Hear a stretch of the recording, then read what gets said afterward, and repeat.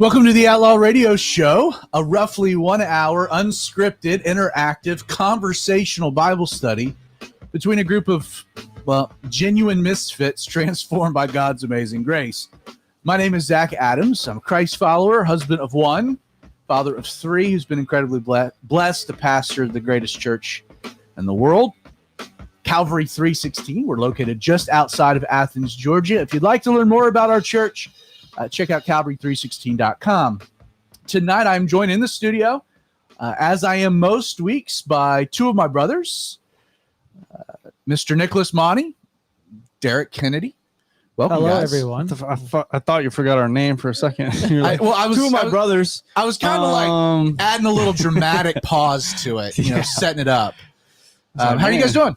Good. Yep. It's been a long week. We're good. Been a long week. We're just in the middle. It's hump day, right? Hump day. Woo, woo. Nick. What's up? On behalf of the Outlaw Radio family, Calvary 316 family, I know that you lost your grandmother today, correct? Yesterday. Yesterday. It was yesterday. Yeah. Last night? Last night, around 5 o'clock. Around 5 o'clock. Man, our condolences. I know that she had been battling dementia, and that's always a really tough thing for any family to go through and navigate. So, man, our thoughts and prayers with the Monty family, with your mom. Yep. I know that obviously it's tough. It's rough. She's in glory, though, correct? She is. So she knows Jesus. So she is in her full mind, correct? Now she is. That's the best thing we can hope for. And there's a bit of consolation to that. I mean, I know that losing someone is tough. I haven't lost a grandparent yet, interestingly enough, but I mean, there's great consolation knowing that she's been healed and is whole, right? Yeah, it brings great peace. Great to know it. When's the funeral? Friday. Funeral will be Friday. So, Outlaw Radio family, pray for the Monty family and what they're going through over the next couple days. I'm also joined in studio by the man that needs no introduction, the maestro behind the madness, the producer of this dysfunction, my partner in crime, Mr. Creighton Vaughn. The board, you kind of weighed in on wanting that changed a little bit. The board vetoed your suggestion. I'm sorry, the board. The board. Yeah, I feel like it's a bit disingenuous. There's only one there wasn't person a on the board. Yeah. There was a board decision, a board meeting. We took your suggestions. You wanted it to be the maestro. What was it? Of the madness? With the madness. Yeah, you're behind the madness. So I do welcome you to the show. For those of you that are unaware, Creighton is the one. You can see actually the gear on the screen. He's the one mixing the live stream, recording, monitoring. He's again the maestro behind the madness. So Creighton, welcome to the Outlaw Radio Show. If you are new, very quickly, let me explain how this show works. First, the show is unscripted.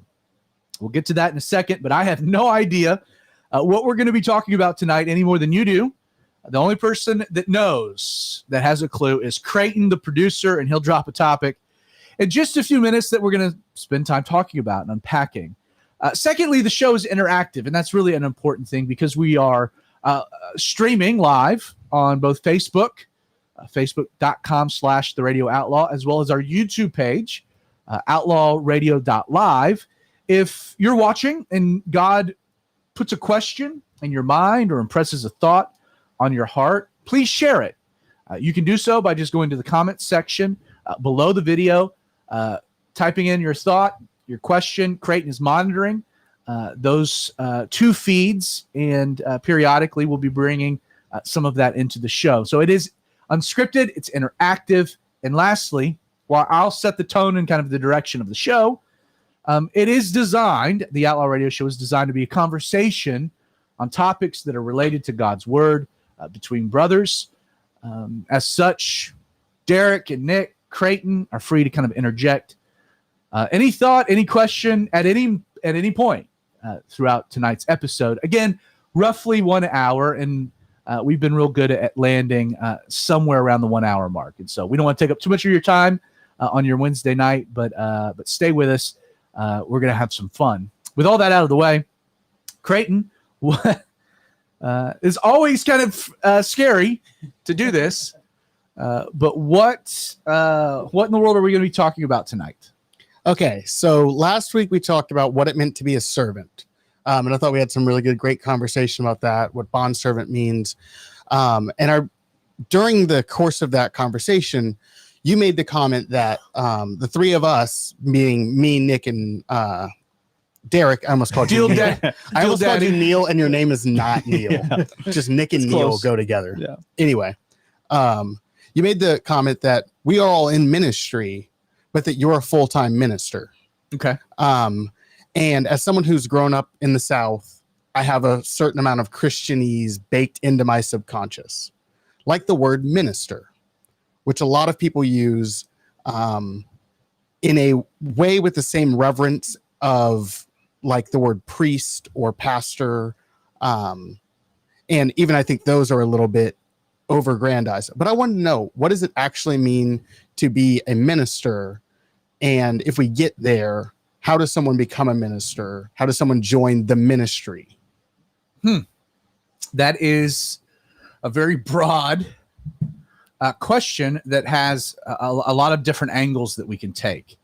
Let me start by just providing a little bit of my own history, if you guys don't mind, just a little bit about my story and kind of how I, you personalized the question to a comment that I made last week of being in what we would call vocational ministry or full-time ministry, meaning I get paid by a church to do ministry full-time. And I'll unpack what that means and contrast it to, I think, a broader idea that needs to be addressed. So don't let me forget that. Okay.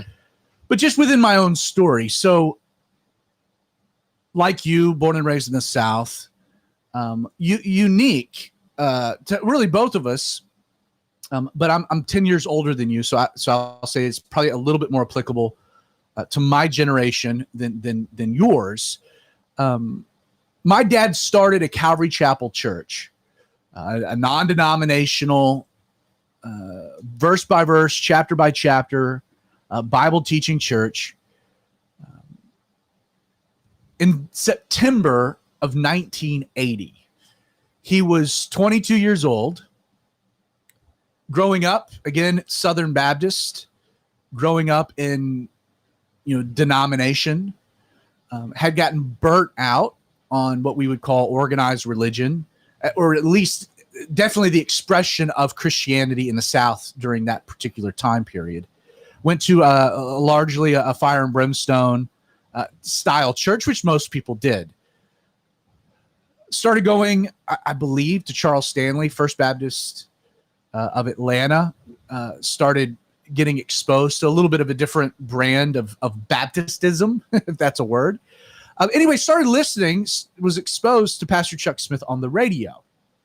He was working at, I believe it was DuPont, working in a warehouse at the time.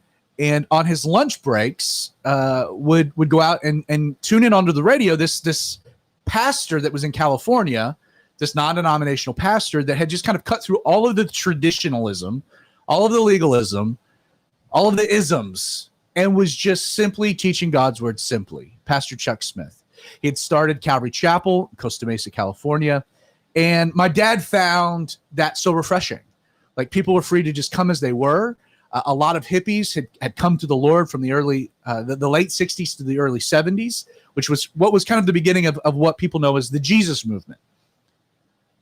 Started there, not necessarily started, but Calvary Chapel was at the ground zero for the Jesus movement and some of the things that were happening. And there were other denominations that spun off of it, or church movements, Foursquare, Vineyard. Calvary Chapel was one of them. In fact, there's an iconic photo, Time magazine, of just thousands and thousands and thousands of hippies who had kind of gotten burnt out on the love culture that had given their life to Jesus. And Pastor Chuck was just teaching the Bible, and he allowed, the hippies were accepted.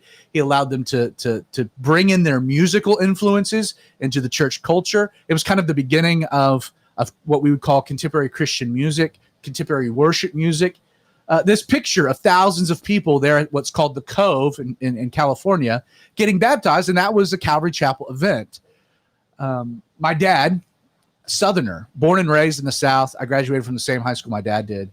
Exposed to just a different way, and more simplistic, but it felt like a more genuine expression of what the church was back in Acts.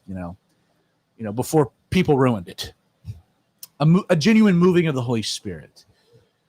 Years ago, I went to a conference that was not a Calvary Chapel conference. It was a pastors, church leaders conference of a bunch of Calvinists. It was Lutherans, Anglicans, Presbyterians. I was a fish out of water by far. And I'm sitting in this pastors panel, and a guy named Steve Brown, who, if you could be a 6-point Calvinist, would be a 6-point Calvinist.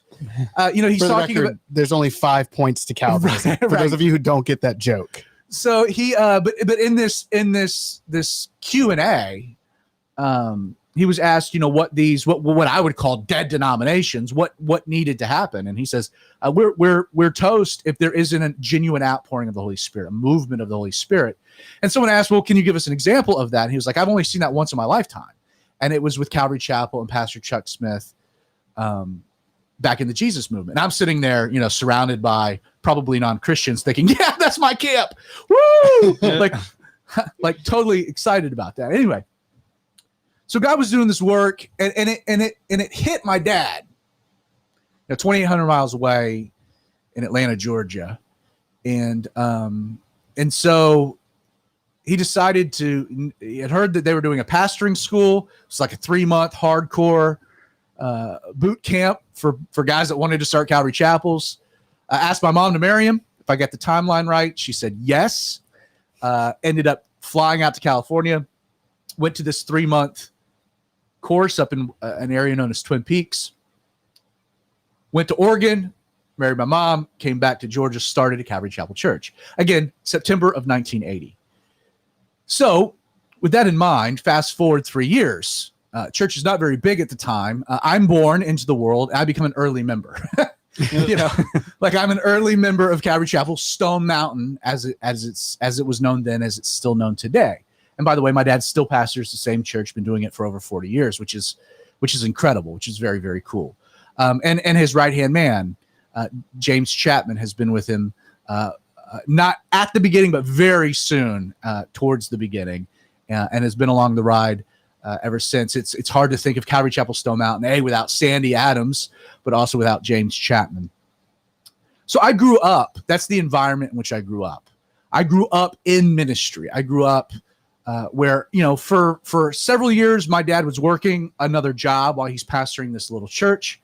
But as soon as he was able to focus his full attention to the needs of the church and the people of the church, the elders decided, hey, we're going to pay you a salary so that you can quit your job and focus entirely. The needs of the church were just growing to the point, that a part-time, what we would call bivocational, he just didn't have the time to do both, provide for his family and also take care of the needs of the church. So the church is like, hey, we want you to take care of the needs of the church. And so it was at that point that my dad left what we would call like a secular job and went into full-time pastoral ministry.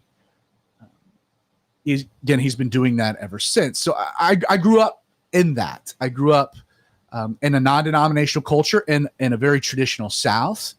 I think for the first maybe 10, 15 years, my grandparents thought my dad had started a cult.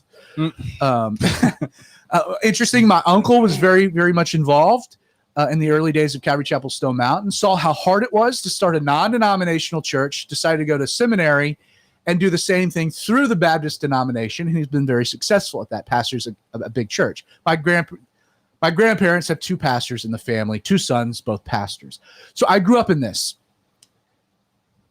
One of the things I'm very grateful for is that even from an early age, the church was never my father's mistress.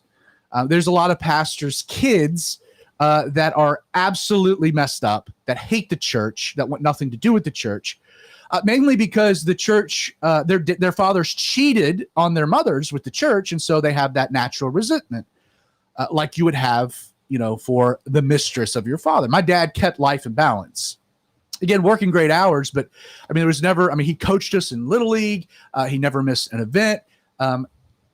he was very present. He was incredibly present, not just for me, but for my 3 siblings. My dad definitely had life, and it was in order. It was prioritized. The church was very important to him. Don't get me wrong, but we were more important, and my mom was more important, and that was fundamental to just my development. I never grew up hating the church. I actually grew up the opposite. I grew up loving the church. My dad didn't separate family life from ministry life. He blended the two. Like, he was called to the ministry, my mom with that calling. And because in God's sovereignty, we were born to the Adams family, we were in ministry. And so growing up, that's what we did. Some of my fondest memories are waking up early and going with my dad to church. And we would pick up Dunkin' Donuts on the way. We'd pick our baseball teams on the drive. We would get to the church, and I would take a bottle of Windex and clean the front door while my dad's, finishing up, getting ready for the service, prep for the service, and I'd vacuum. And we just did family ministry. We were around the church, the people of the church. It was all blended together, and very, very much a beautiful thing. I will say, and this is a unique thing, I think, to pastors' families. Yes, I am the only one that's in vocational ministry, but my sister loves Jesus, and her husband loves Jesus, and their kids love Jesus, and they're plugged into a church plant in Columbus, Georgia, a very cool church plant. My 2 brothers, Nick and Mac, love Jesus, are plugged into the church. All of us in that sense. No one grew up departing the faith or being upset with Christianity. And again, I think that's a testimony, the great legacy of my mom and dad and how they handled ministry. Now, growing up in this, I understood something very important. I understood the difference between ministry and vocational ministry. And guys, I know I'm dominating the conversation right now. No, you're good. I apologize. I know this is a conversation, but you're still interested, so I still have your attention, so we're good, right? That's a yes? Yes. Yeah, you're okay, good. Good. So I understood the difference of ministry and vocational ministry. Everyone is called to be a minister, and we're going to unpack that in a minute. I knew that, as a follower of Jesus, as a Christ follower, I could go to Georgia State, get a business degree, work in a secular profession, support those that were doing full-time ministry, plug into my church, that I would always be in ministry in some capacity. Now, how much my time was going to be specifically allotted to that it depended. I knew, though, that you never, ever, ever, ever, ever, ever, ever go into vocational ministry, pastoral ministry, unless God has called you to do that. In fact, I would caution anyone thinking about being a pastor, if you can in your mind do anything else, like if you have anything else that tickles your fancy and appeals to you, do that, and then serve Jesus in that and through that. Vocational ministry, being a pastor, it's a calling where it's inescapable. It's like I don't think I can do anything other than this. And I know that there'll be sacrifices that I'll make financially, sacrifices that I'll make within a career, the way that the world views me. This is a difficult life. I saw it. I saw my parents cry themselves to sleep when people would leave the church. People are like, oh, I'm going to leave the church. Don't take it personally. No, if you love it and it's your family and you've given your heart to it, you take it personally. So if you leave a church, keep that in mind. People do take it personally. It goes with the territory. Now, you can't do anything to stop someone from leaving, but it hurts. And I saw the highs and the lows. I saw, the church get close to a split. Difficult times. Like I went into this with no disillusionment. My parents didn't hide it from us. They were never superficial. The good times and the bad times, we were exposed to it all, which again, I think gives us a balance. There was, again, no disillusionment to what ministry looked like. And so I'm my senior year of high school, I did the joint enrollment program. It was the early days of that. So I did a bunch of college classes my senior year of high school. I graduated high school with about a year or so of college credit, already in the bank, so to speak. And so I had always been interested in ministry, full-time ministry, had always been intrigued by it, but I'd never experienced the calling. And that was important. And so weighing my options, I had gotten accepted to Georgia State.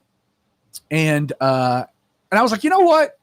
I'm going to go to Bible college for a year. Calvary Chapel at this time has a Bible college. It's in California, Murrieta. Pastor Chuck had bought an old piece of property from the mob, an old hot springs facility, bought it from the mob for like $8 million. It's the legend. They had it's all 1920s buildings. They had underground casinos. And it was a thing.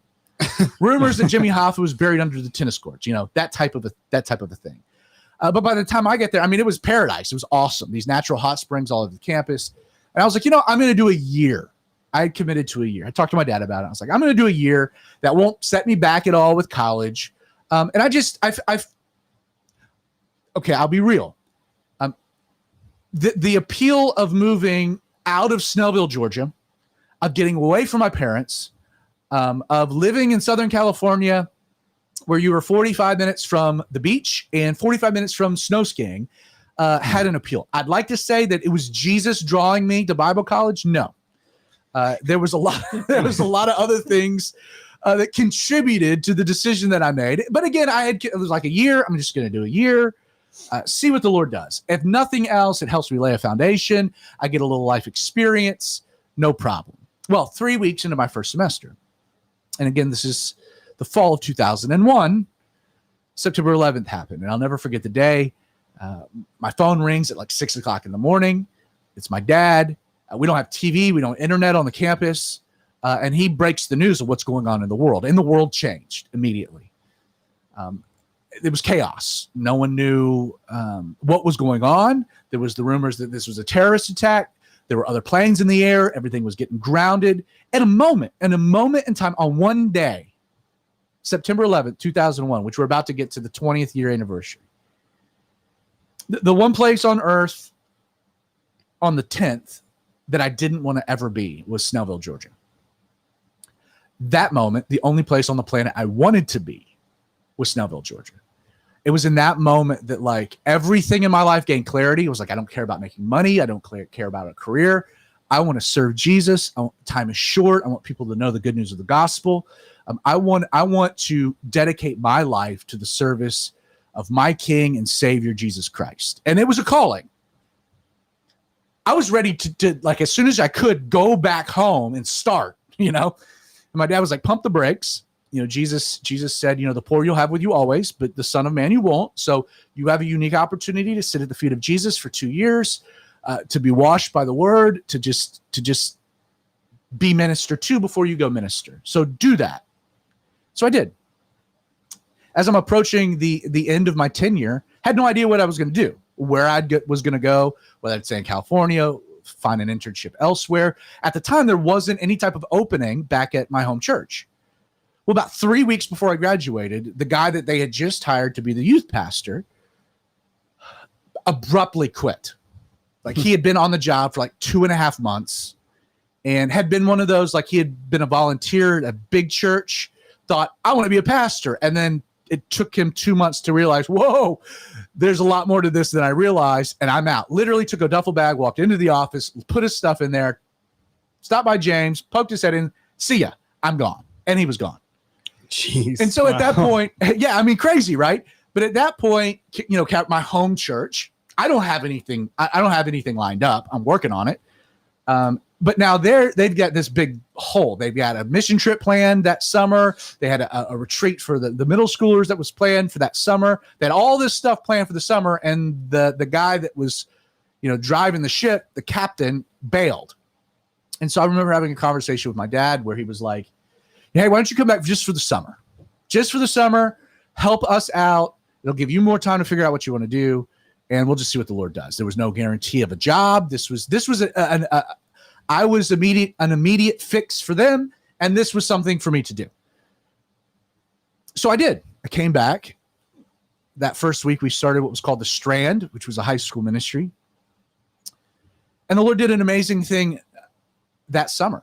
It was one of the coolest summers of my life. And again, I was, I think 22 years old, which again, you'd be like, well, you're too young to be a youth pastor. Well, my dad started the church at 22. So what is age really? And the truth is I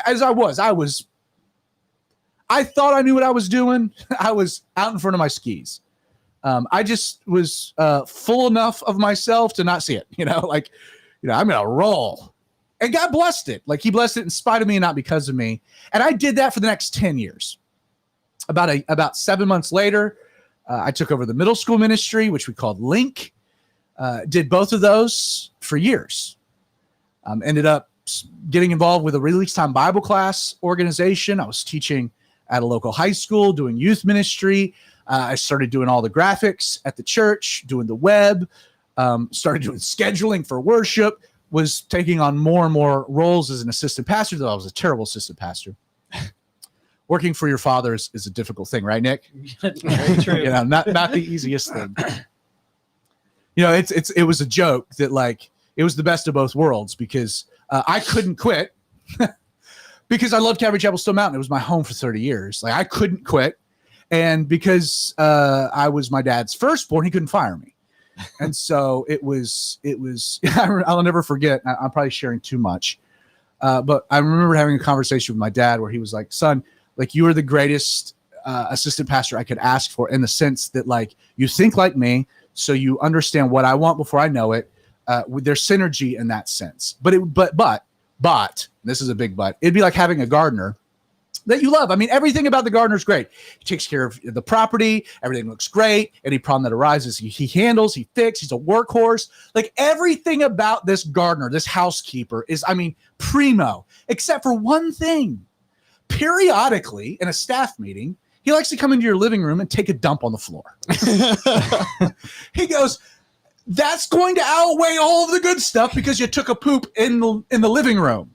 And that was, we called our staff meeting staff infections because they often dissolved into an argument between me and my dad. And again, world's worst assistant pastor. As a kid in the youth group, it was a bit of a golden age, though. It was it was a bit of a golden age.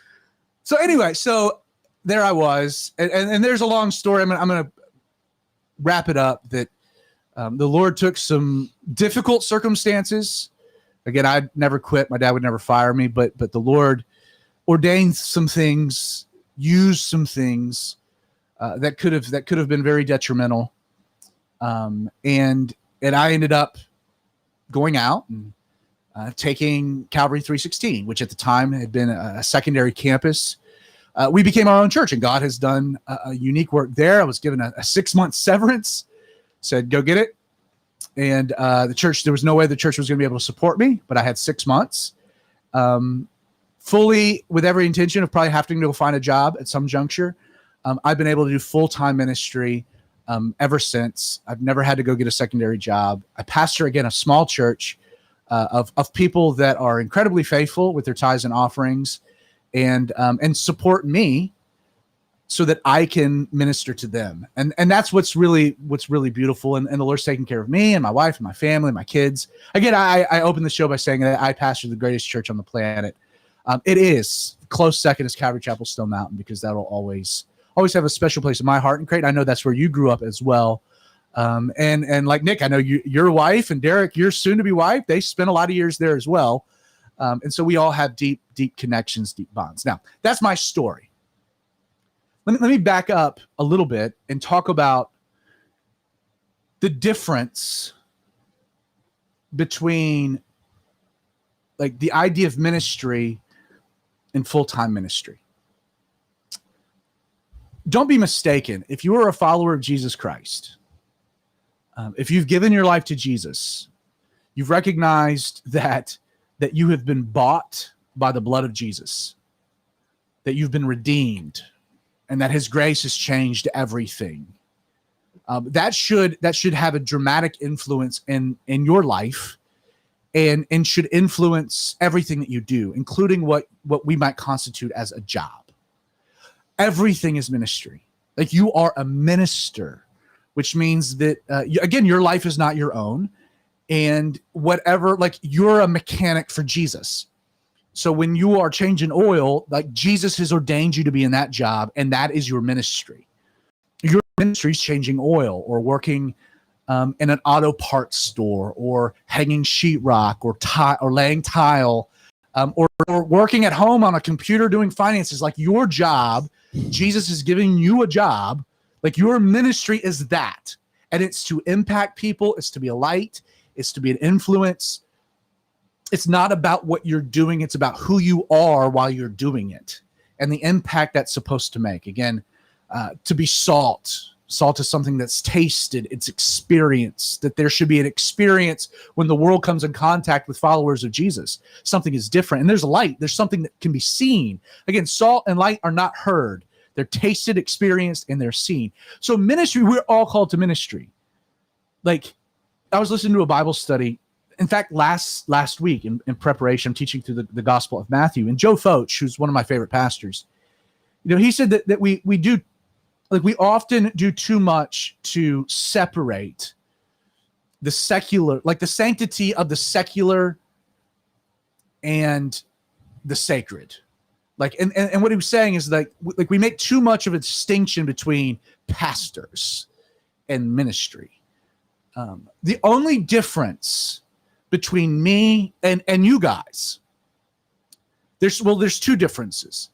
One, there is a church community that recognizes the need for there to be somebody ministering to them and their family full time, recognizing that the only way that that's possible, the only way that someone can effectively prep a Bible study or make hospital visits or be on call for emergencies, like the only way that someone can effectively tend to the needs of a group of people is for them to be able to have enough time to do that. Again, if I were working a part-time job, well, that's 20 hours of my week that I can't take care of the needs of the church. So the church recognizes that, well, we've got more needs than a part-time guy can effectively take care of. So Zach, we want to take care of your physical needs by giving you a salary so that you can tend to our spiritual needs as our pastor. And then as the church grows, and those needs then begin to eclipse that one minister, that one pastor, well, then that's when that pastor's like, well, now I need help, we're fulfilling my pastoral role and calling in the lives of these people. I can't, like, my 40 to 60 hours a week, because my primary ministry is still my wife and my family. I don't have enough time. So that's when now he begins to hire what we would call assistant pastors, other people that have the calling, have the draw to ministry. Now, the other thing, so we're all ministering, and we're all doing it full time. I'm doing it full time in a particular context, and you guys are doing it full time in a different context. The other thing that's different, and I think that this is an important distinction, is that as a pastor, I have a very unique calling. So within the ecosystem of the church, and the Apostle Paul writes about this, that there are all kinds of different needs within a community of believers, and that God raises up different people to fulfill different roles. Pastor, teacher is a very particular role. But there are also evangelists and prophets, and there are different gifts of ministry and of help, of encouragement. My point is that my job as the pastor of a church is to spend my time ministering to the people of the church so that they can go out and minister to the lost world around them. Sometimes it's kind of like the difficult thing about being a pastor. I love talking to non-Christians. Like, I love it. Creighton, you've known me for a long time. You guys have known me a long time. One of the things that I enjoy doing, I enjoy going to a local bar, sitting at the bar, and having a conversation with who knows happens to sit next to me. I'm aware. I'm usually on the other side of you looking at my phone. And I enjoy sharing my faith. I enjoy telling people that don't know about Jesus. The interesting thing is that's not actually my specific calling and pastoral ministry. My ministry ends up actually being centered on Christians. I have a ministry to Christians. It's to encourage Christians, equip Christians, teach Christians, pastor Christians, counsel Christians. It's Christian focused. My job is to minister to the church of Jesus Christ. Why? So that then the church can fulfill their ministries in the world. So what's different is we're both in full-time ministry. The secular, the sanctified, it's all the same. The functions and the roles are different. My job is to minister to Christians.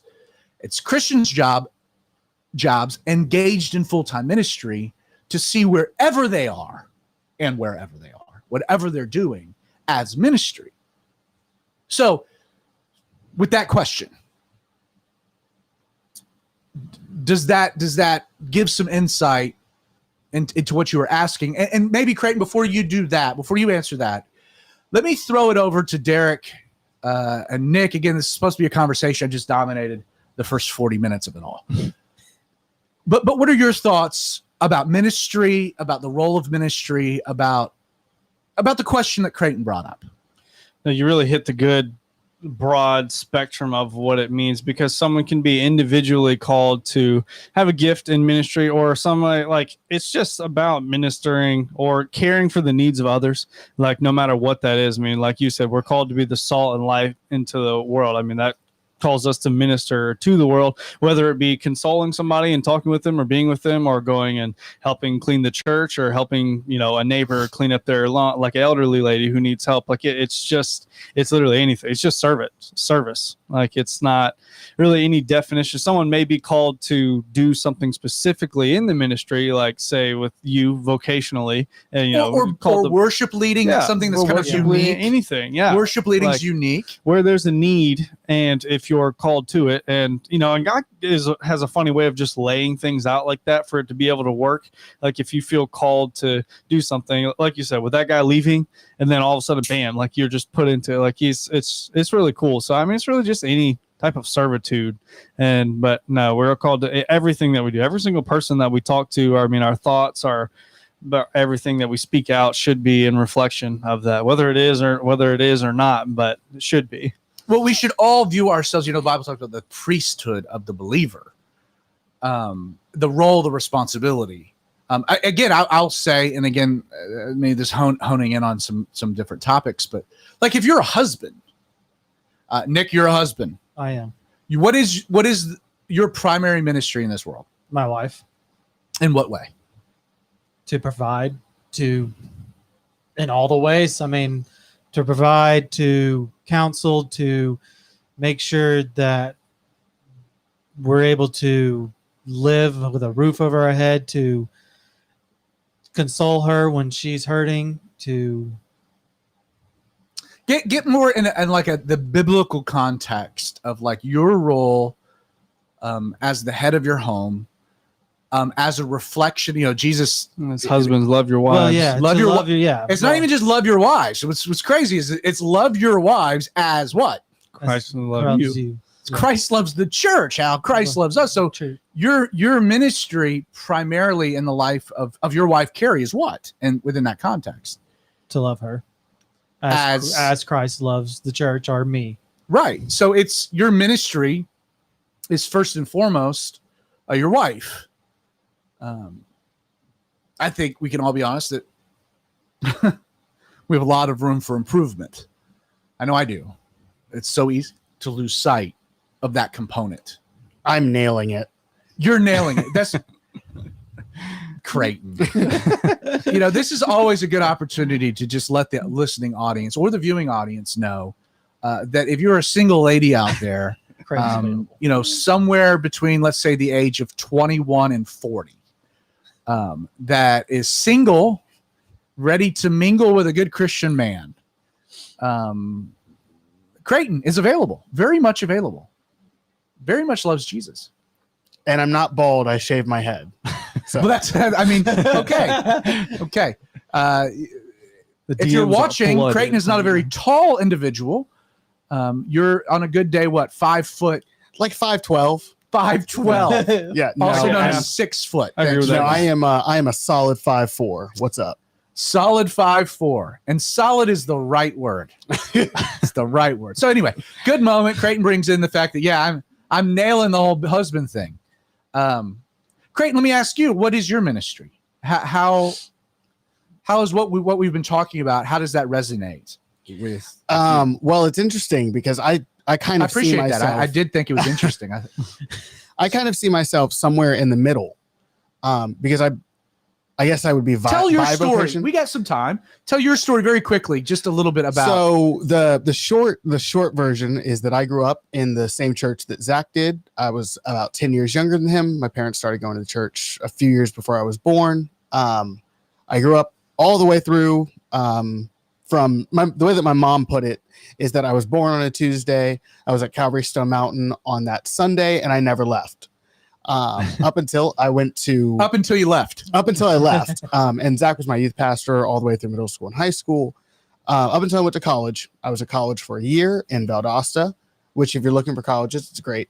We're not giving a plug to Valdosta. I will give a plug to Bro, Valdosta. I went there too. We'll And- give a plug to Yes, Valdosta. thank Yeah. you. We got two. We both spent We 1 got- year each. So we got I don't know how the two. turnaround rate is there, but We got two Valdosta dropouts on the Outlaw Radio Show. Spoilers. Yeah. So anyway, I didn't drop out. I just didn't go back. yeah.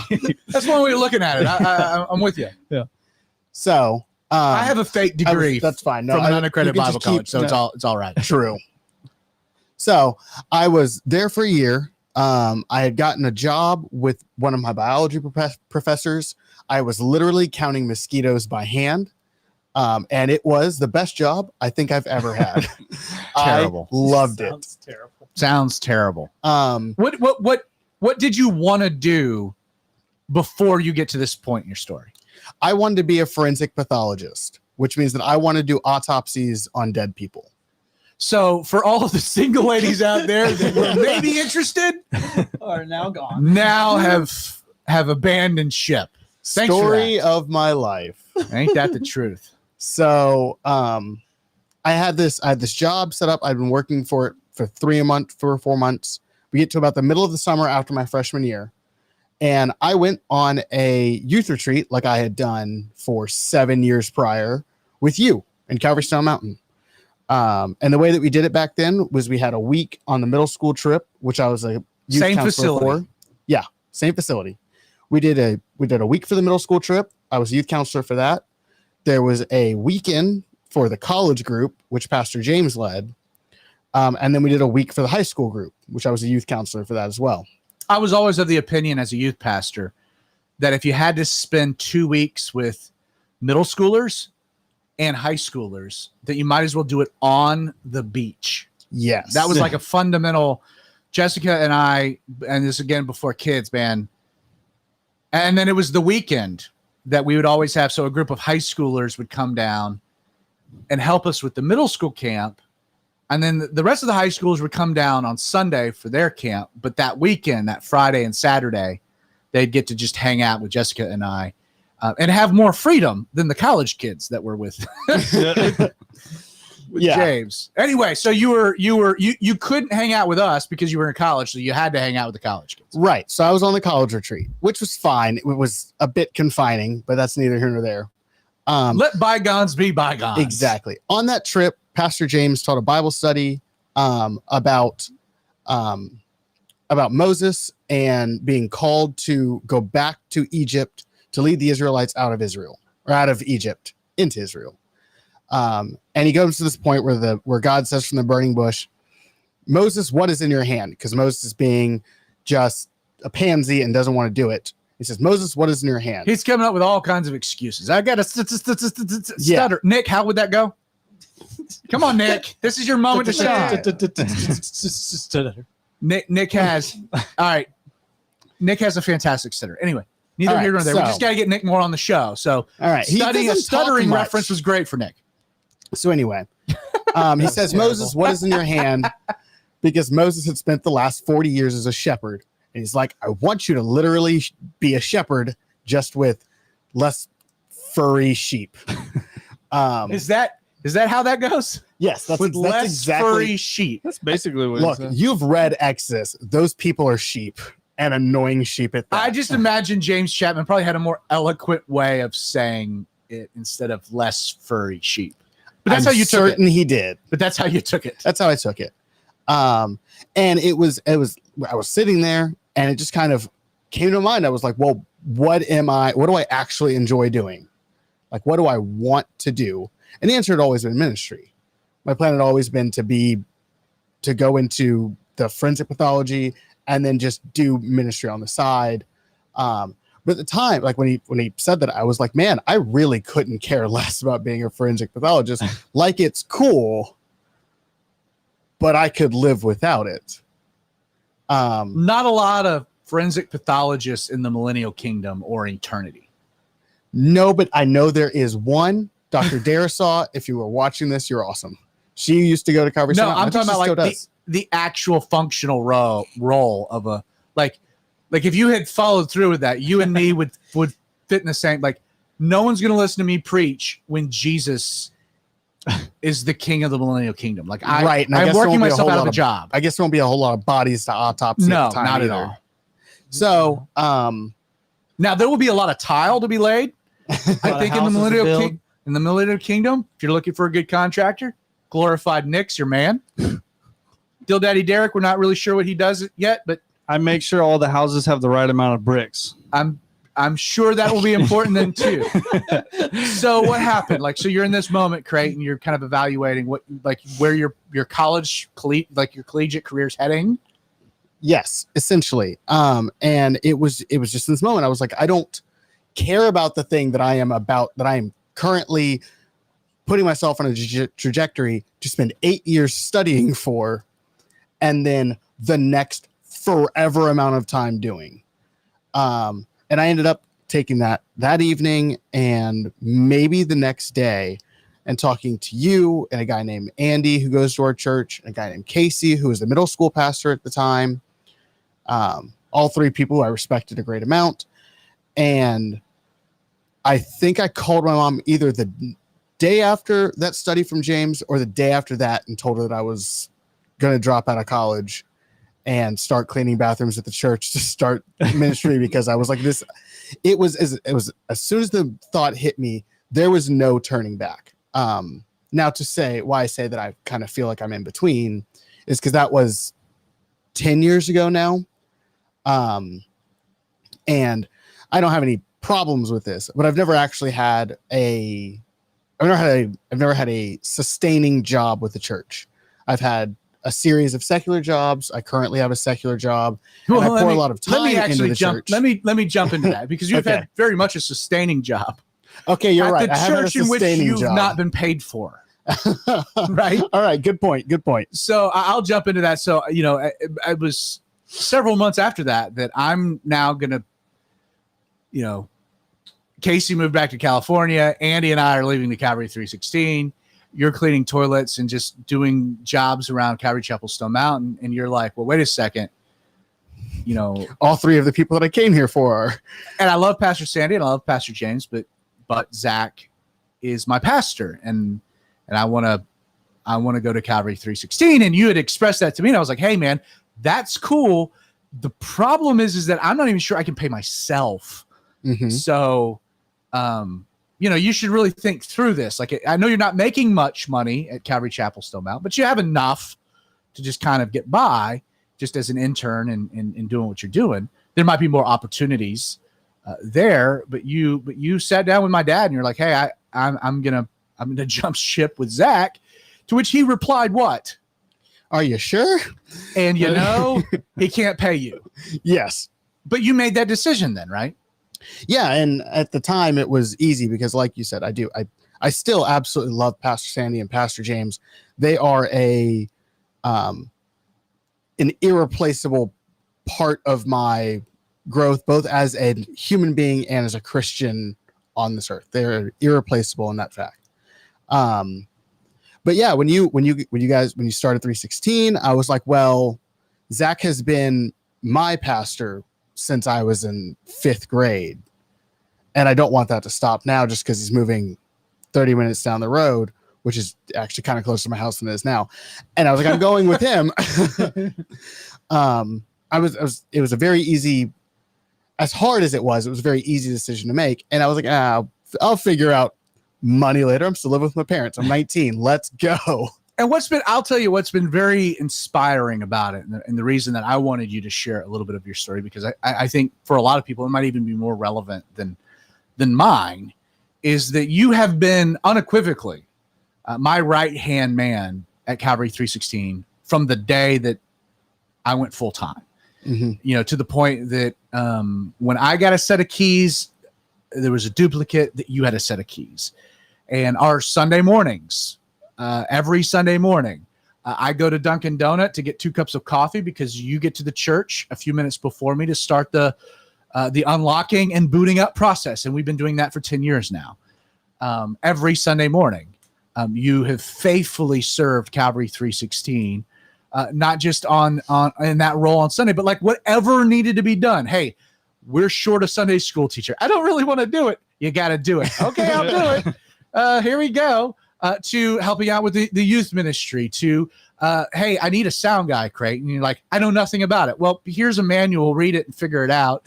To hey, we've got this cool Outlaw radio thing we're doing. Why don't we do that? Hey, Creighton, there's a pandemic. You want to risk life and limb and go up to the church and let's figure out live stream. I mean, like everything that we've done.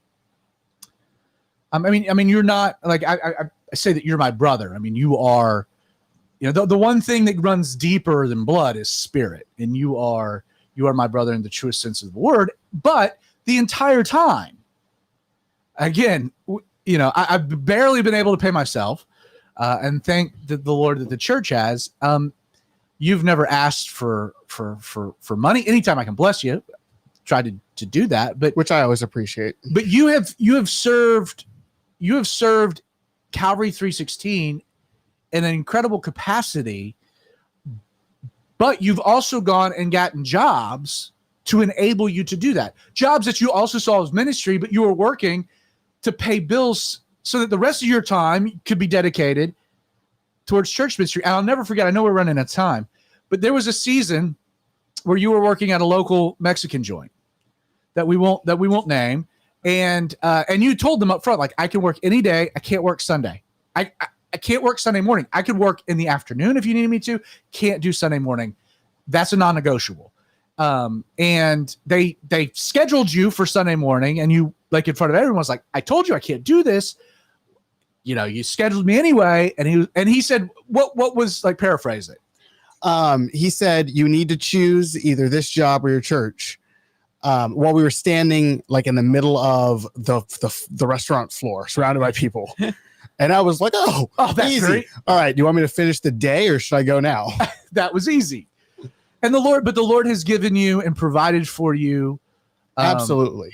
Like to the fact that, like, again, I know that if the opportunity presented itself, you would love to work full time at Calvary 316. That being said, God has given you a wonderful job with a fantastic boss.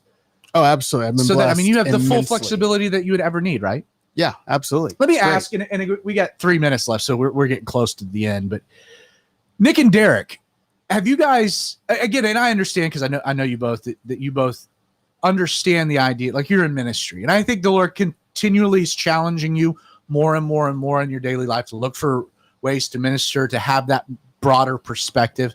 Have either of you ever thought about being a pastor or been inclined, a draw to full-time ministry in that capacity, or even a missionary? Again, we didn't even bring that into the conversation, but like a missionary often can't get a work visa, so has to be supported in order to do the ministry that they're doing in a foreign land.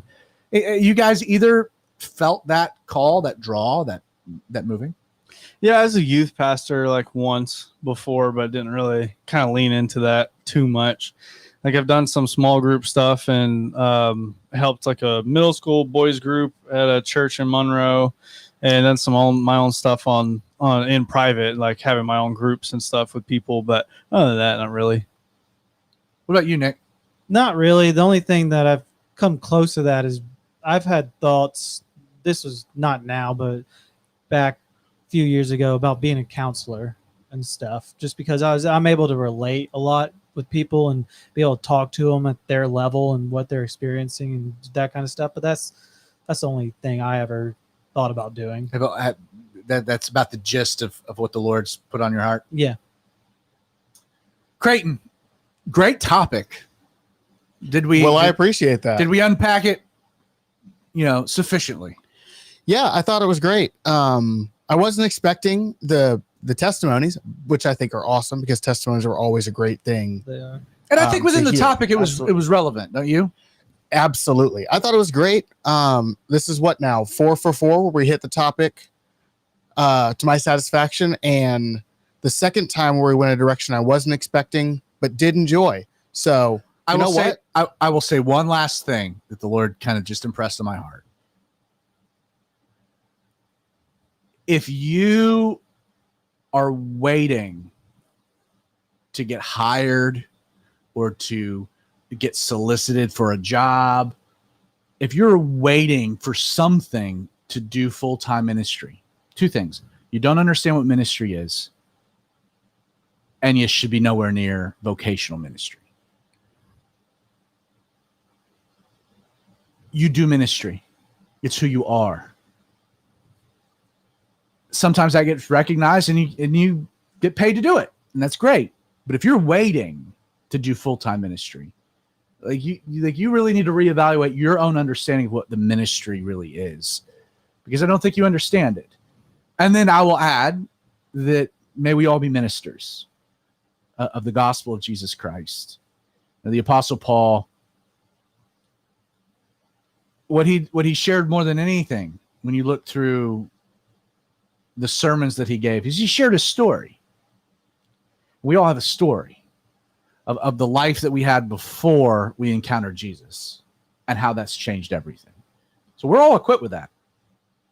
You have more than you need. And so I encourage you, if you're watching or listening on the podcast, go out and minister. Be salt and light. The Beatitudes. Be a witness. Well, we hope that you've enjoyed the Outlaw Radio Show. While the show is live streamed every Wednesday night, the audio is released on our podcast the following morning. If you've yet to subscribe, our podcast is hosted on Apple, Google, Spotify. For quick links to those platforms, just visit outlawradio.org. If you're already a podcast listener, we would like to invite you to join us for the live show every Wednesday night at 8 p.m. You can watch via our YouTube channel, which is outlawradio.live. outlawradio.live, or by visiting facebook.com/the Radio Outlaw. Nicholas, Deal Daddy Derek, thank you so much for being on the show. Thank you for your insights. It's always a pleasure. Your feedback. Absolutely. Creighton, again, man, I appreciate the topic. Hey, always a pleasure, man. Handling all of the technology. Once again, my name is Zach Adams, and I hope you join us this time next week for another episode of the Outlaw Radio Show.